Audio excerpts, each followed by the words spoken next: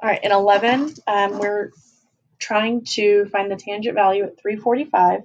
345 is not one of the angles from the unit circle that we've memorized, so we do need to try to replace it with the sum or difference identities. So we need to come up with two angles from the unit circle that we do know that will add or subtract to 345.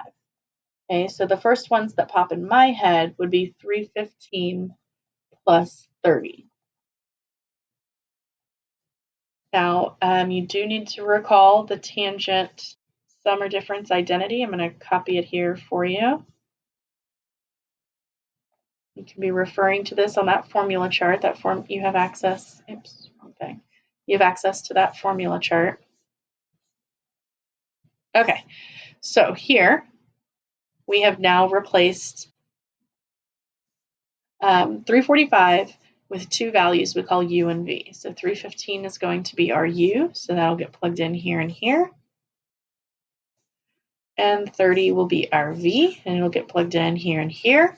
Now remember, this is a tangent sum identity, because in the condensed form, it is a plus.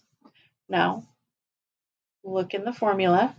Plus or minus stays the same on top, so it's going to be a plus in the numerator, but it's flipped. It's different in the denominator, so it's actually going to be minus in the denominator for us here. Okay, so when we expand this out, we have tangent of 315 plus tangent of 30 over 1 minus tangent of 315 times tangent of 30. Okay, so you need to think about your values for tangent at 315 and at 30. You can sketch a little picture if you need to. 30 degrees is here. We know that tangent is root 3 over 3. Remember, 30 has the extra 3. And then at 315, that's your 45-degree reference angle. Remember, tangent's 1 at a 45-degree reference, but in quadrant 4, tangent is negative. I'm not even going to write tangent. I'm just going to write negative 1. So negative 1 here, okay? And that's at 30, and that's at 315. Okay, so we're going to plug those values in. So that's negative 1 plus root 3 over 3 over 1 minus, and then that's negative 1 times root 3 over 3. So when I do that, in the numerator, to add terms, I need a common denominator because this one's a fraction. So if I want to make this over 3 as well, I'm just going to replace it with 3 over 3. I'm going to multiply it to get a common denominator. So when I do that, that becomes negative 3 over 3. So I'm going to have in my numerator only, this is going to be negative 3 plus root 3 all together over the common denominator of 3.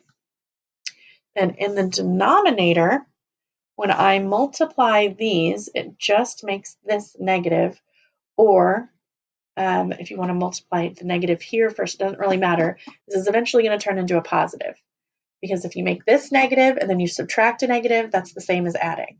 Okay, so the negatives cancel. The minus the negative makes this positive, and multiplying by 1 didn't change anything. But still, we need a common denominator. So right now, this would become 3 over 3 plus root 3 over 3. So we've got 3 plus root 3 over 3 in the denominator as well. Now, you can think of this a couple of different ways. This looks really similar to each other, but hang on, baby, let me finish this. So what I'm going to do is we don't leave fractions and fractions. Instead of dividing by a fraction, you flip and multiply. So when you do that, I just put an extra L there, ignore that, I know how to spell. This becomes 3 over 3 plus root 3. So we're multiplying. So when we do that, notice this 3 in the denominator and this 3 in the numerator cancel each other out. Now we can't cancel these out because this one has a negative 3 as the constant and this one has a positive 3 as the constant. And it's not just going to come out to negative 1 because this sign is the same. Now if both signs were the opposite, it's like you could factor out a negative and then cancel and just be left with -1, but only one sign is the opposite, not both. So they do not cancel. You are actually left with -3 plus √3 over +3 plus √3. And you can't take that any further. That's your final answer.